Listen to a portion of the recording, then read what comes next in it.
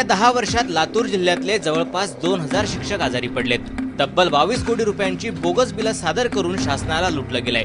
माहितीच्या अधिकारात ही धक्कादायक बाब उघड झाली आहे। विशेष म्हणजे 2 शिक्षक संघटनांच्या अंतर्गत संघर्षातून ही बाब उघड झाली आहे। प्राथमिक शिक्षणाधिकारी कारवाई करत नाहीत म्हणून जिल्हा परिषदेसमोर बेमुदत उपोषणही करण्यात आलं। त्यानंतर प्रकरण थेट शिक्षण मंत्र्यांपर्यंत गेलं आणि सूत्र हल्ली।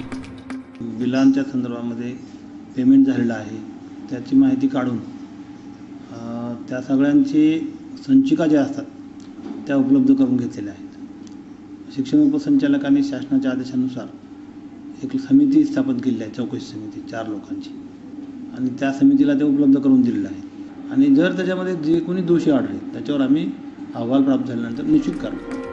मेडिकल बिलाच्या प्रकरणात अनेक रंजक कथा बाहेर पडल्या आहेत। एकाच शाळेतल्या अनेक शिक्षकांनी एकाच कार्यकाळात आजारी असल्याचं दाखवलंय। आजारही एकाच प्रकारचा। काही ठिकाणी तर ज्या दुकानाचं नाव पावत्यांवर आहे ते दुकानच अस्तित्वात नाही। ज्यांनी कोणी बोगस वैद्यकीय बिलाचा घोटाळा केला त्यांची बिलं तर या ठिकाणी स्पष्टपणे उघड होत आहेत आणि ज्यांची खरोखर बिलं आहेत त्यात आणि बोगस बिलामध्ये प्रचंड अशी तफावत सहज बघितल्यानंतर कोणाच्याही लक्षात येईल। आणि म्हणून आमची मागणी आहे की या ठिकाणी शासन स्तरावर उच्चस्तरीय चौकशी व्हावी आणि त्या चौकशीतून जे कोणी दोषी आहेत त्यांच्यावर कडक कार्यवाही झाली पाहिजे।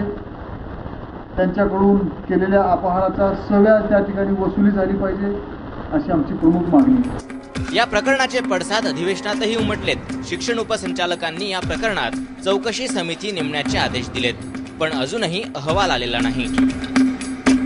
निशांत भद्रेश्वर, एबीपी माझा, लातूर।